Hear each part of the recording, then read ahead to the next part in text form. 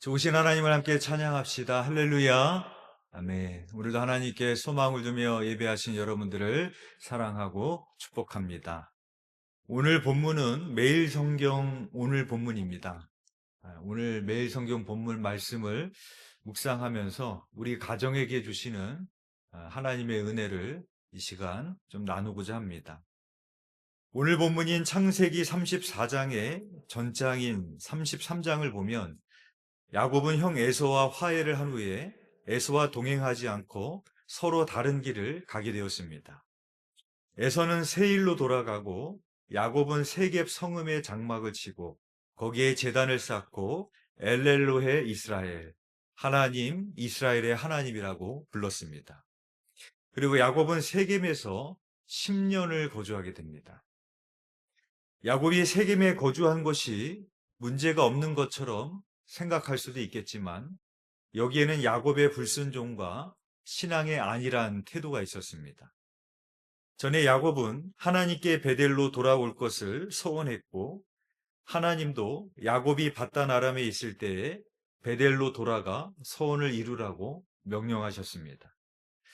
하나님이 명령하셨던 최종 목적지는 세겜이 아니라 베델이었습니다. 그런데 야곱은 길을 멈추고 세겜에 안주했습니다. 왜 그랬을까요?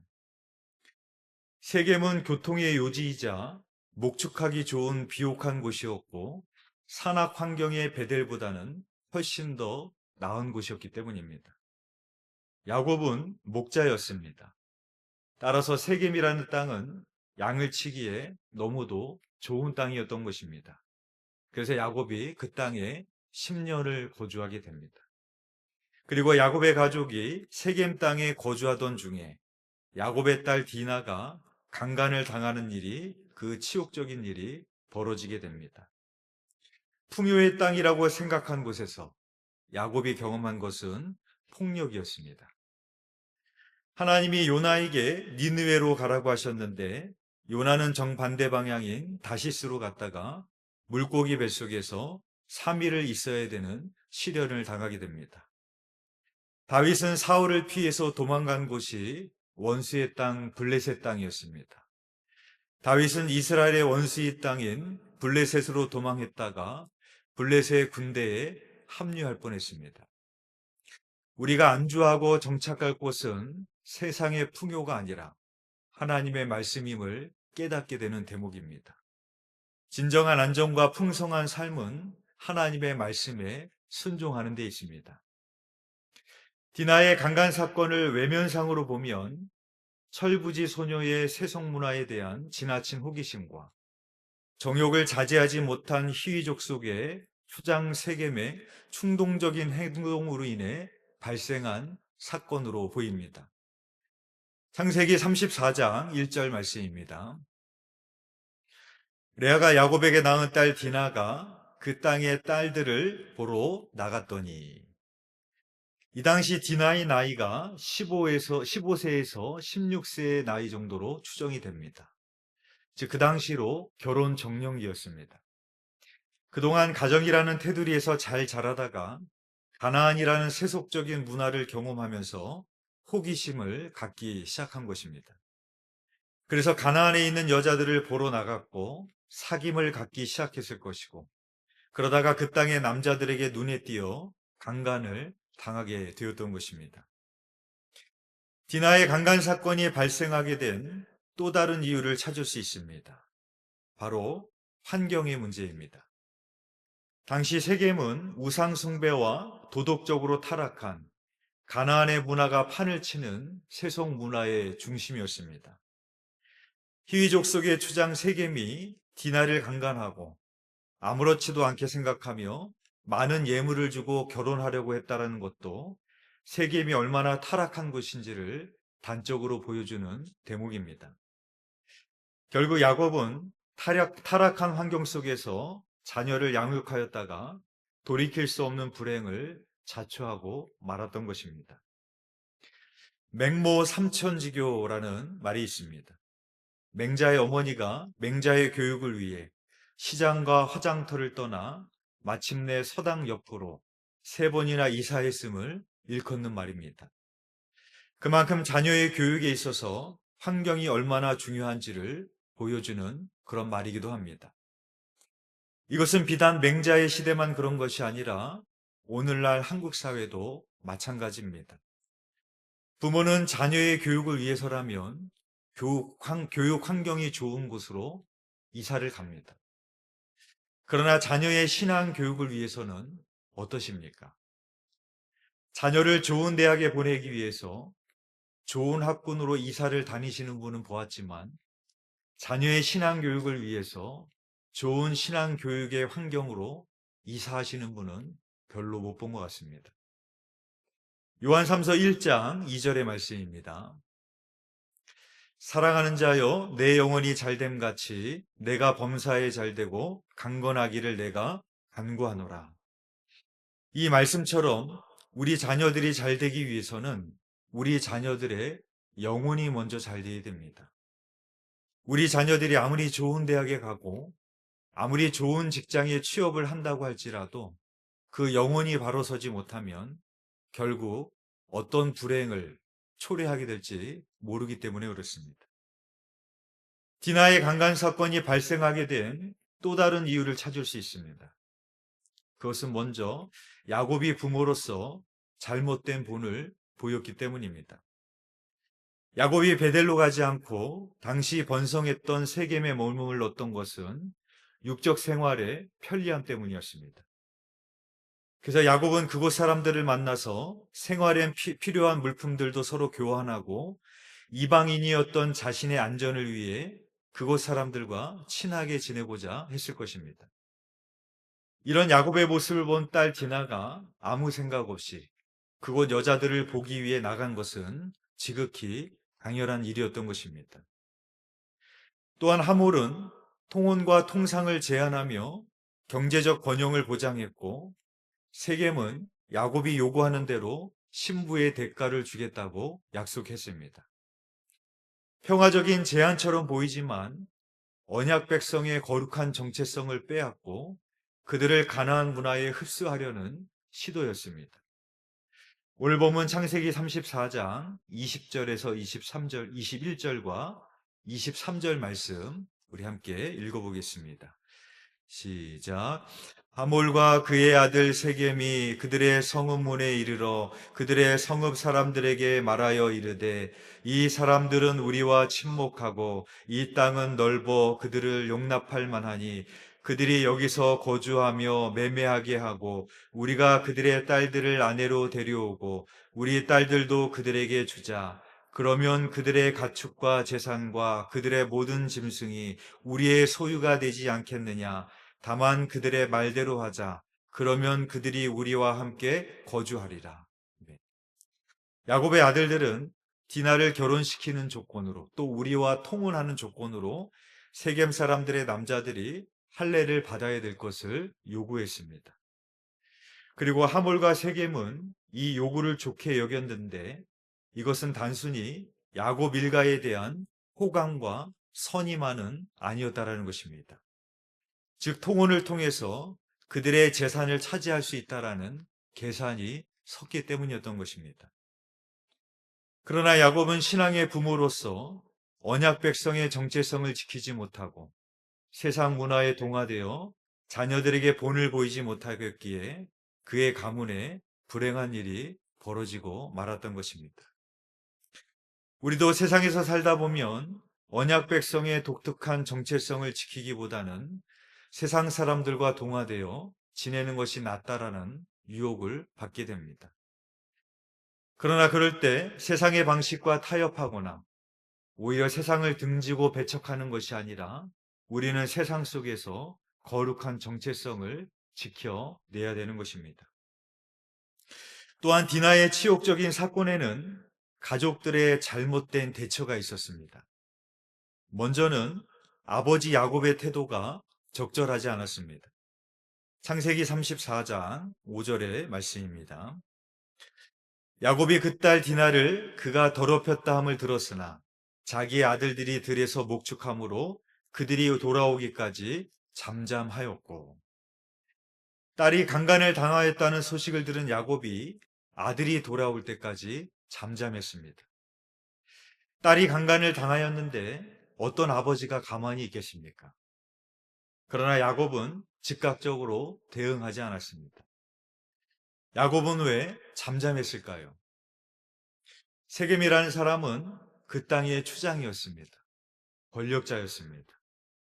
그 땅의 권력자가 자기를 해할지도 모른다라는 생각에 자기에게 무슨 봉변이 생길까봐 제대로 대처를 하지 못했던 것입니다.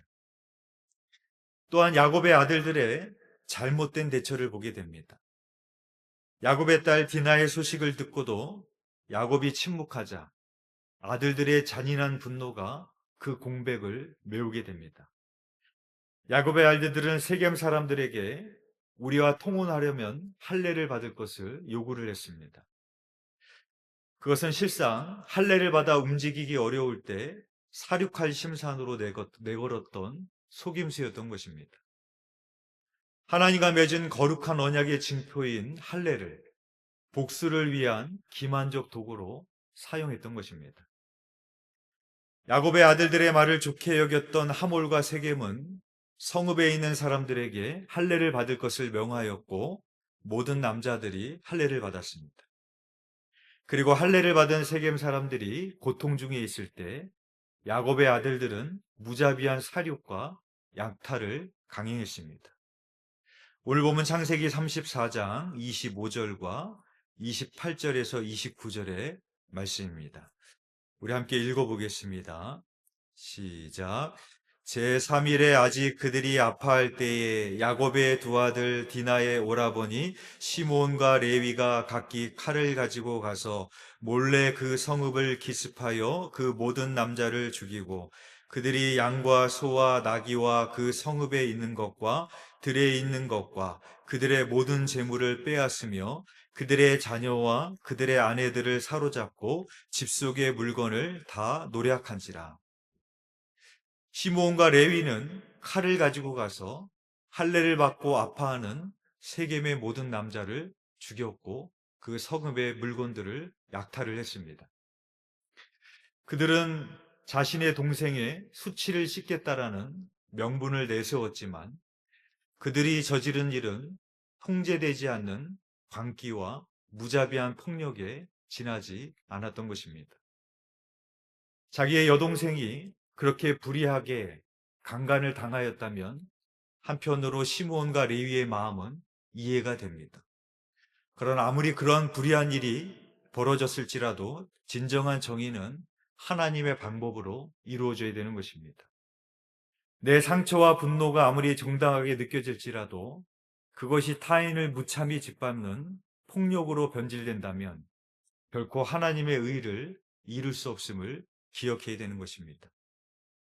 또한 야곱의 아들들은 원수는 무자비하게 학살을 했지만 정작 상처 입은 여동생 디나에게는 위로와 공감이 없었습니다.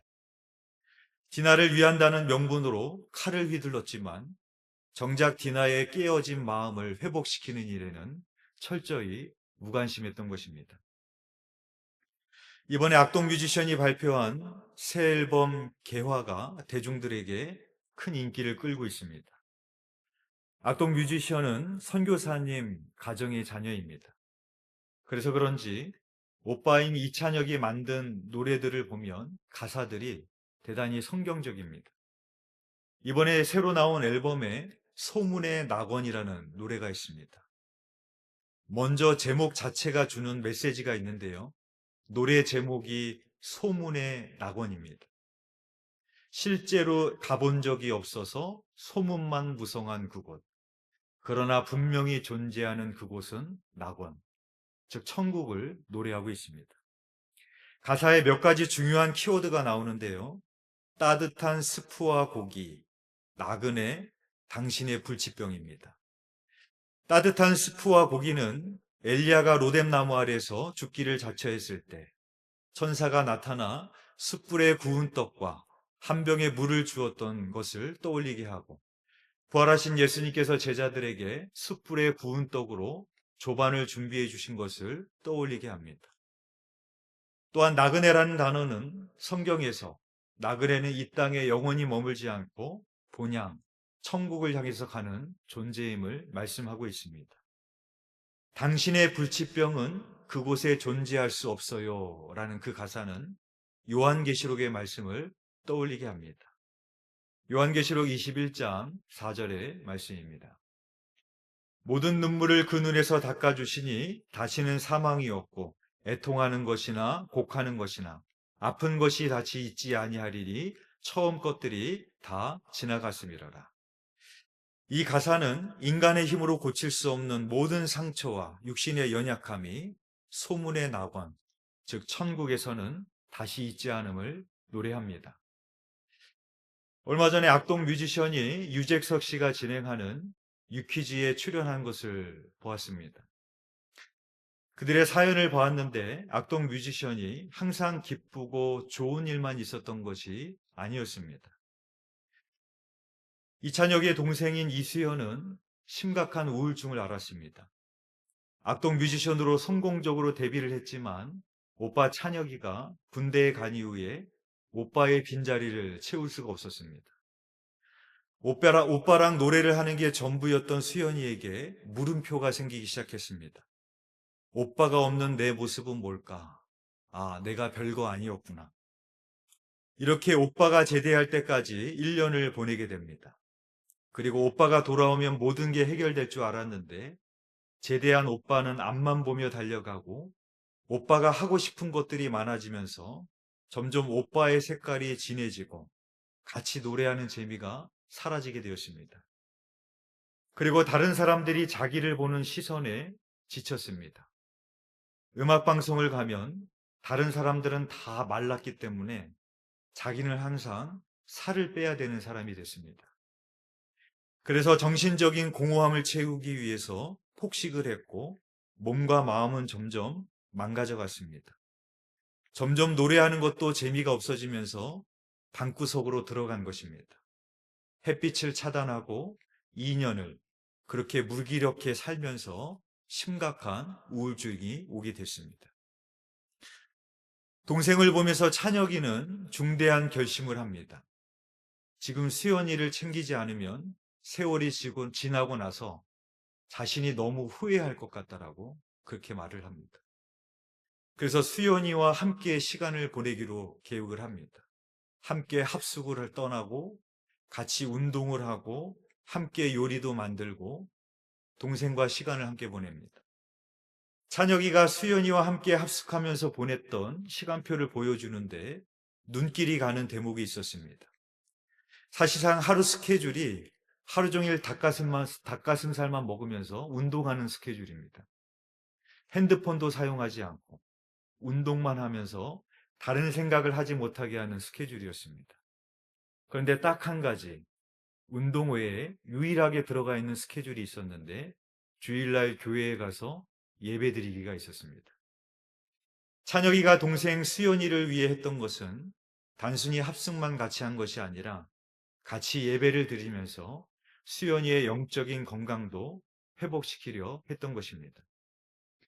이 앨범의 타이틀곡인 기쁨, 슬픔, 아름다운 마음이란 노래가 있는데 그 가사가 얼마나 이쁜지 모릅니다. 아마 이 가사를 보면서 심각한 우울증을 앓던 수연이를 생각하면서 만든 가사가 아닐까 그런 생각이 들어집니다. 화면을 제가 좀 준비해 봤는데요. 이런 가사입니다. 기쁨 뒤에 슬픔이 오는 건 아름다운 마음이야. 쫓아내지 말고 품어주어라. 아주 예쁜 돌이 된단다. 햇빛 뒤에 그늘이 있는 건 사랑스러운 모습이야. 너의 웃음과 조화로운 너의 눈물. 이보다 더 좋은 것은 없어. 흐린 날도 화창한 날도 시린 날도 끼우고 나면 다 퍼즐이 될 거야. 기쁨 뒤에 슬픔이 오는 건 아름다운 마음이야. 겁내지 말고 마주 앉아라. 찬란한 그림이 된단다. 라는 그런 가사입니다. 이번에 발표한 새 앨범인 개화에 실린 노래들을 보면 대중들에게 위로와 사랑의 언어로 만든 그런 노래들이 많이 있습니다. 아마도 심각한 우울증을 겪었던 동생 수연이의 아픔과 상처를 공감하고 위로하려고 했던 오빠 찬혁의 마음이 담겨 있는 것 같습니다. 사랑하는 교회 여러분, 우리는 정의라는 이름으로 전쟁을 일으키기도 하고 폭력을 휘두르기도 하지만 사랑을 잃은 정의는 길을 잃고 마는 겁니다. 심은음하는 피해자의 고통을 중심에 두고 그들을 온전한 회복을 최우선에 둘 때 올바르게 문제를 해결할 수 있습니다. 저는 악뮤의 찬혁이를 보면서 우리 가족 안에 무엇이 필요한지를 보게 됩니다. 누군가 상처를 받고 외롭고 힘들 때 야곱의 딸 디나처럼 그 마음이 고통스럽고 힘들 때 손을 잡아줘야 될 사람은 바로 가족인 것입니다. 바라기는 가정의 달 5월을 맞이하여서 여러분의 가정이 서로의 상처를 공감하고 위로하고 서로의 손을 잡아줄 수 있는 그런 가정이 되시기를 주님의 이름으로 축복합니다. 기도하겠습니다. 은혜와 긍휼이 풍성하신 하나님 아버지, 사람들은 정의를 내세우고 의로움을 얘기하지만 정작 그것이 전쟁이 되고 폭력이 되며 사람들의 상처와 아픔은 외면하는 그런 현실들을 보게 됩니다. 야곱의 아들들이 여동생의 강간 사건을 통하여서 폭력을 휘둘렀지만 정작 여동생의 마음은 헤아리지 않았던 그 오빠들의 모습을 보게 됩니다. 하나님, 가정의 달을 맞이하여서 우리에게 허락하여 주신 나의 자녀들, 나의 남편, 나의 아내, 하나님께서 그 마음이 힘들고 상처받을 때 서로를 붙잡아 주라고 가정 공동체로 세워준 줄 믿습니다. 세상의 그 누구보다도 가장 먼저 그 아픔을 위로하고 공감하며 그 손으로 붙잡아 줄 수 있는 믿음의 가정이 되어줄 수 있도록 인도하여 주옵소서. 감사를 드려오며 예수 그리스도의 이름으로 기도드렸사옵나이다. 아멘.